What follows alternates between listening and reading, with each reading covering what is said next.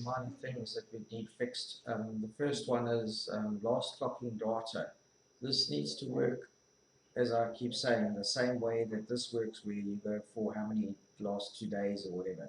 And what I mean by that is it must pick up the last date of a clocking for that particular device, and then it must change this number over here to the number of days.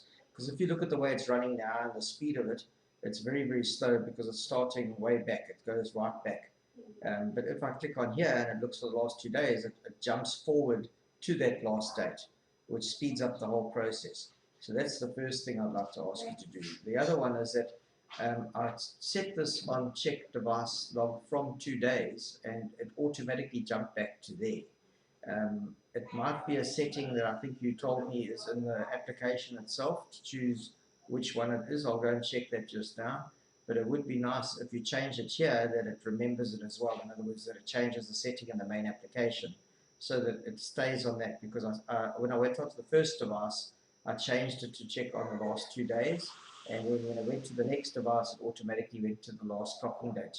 So just for convenience, if we change it here, it should remember that change, much like everywhere else. Thanks. Oh, sorry, one last thing, very important one, is that they've just told me that the times on the devices are out by 5 minutes. I don't know if during this process you're updating the time when you connect to the device.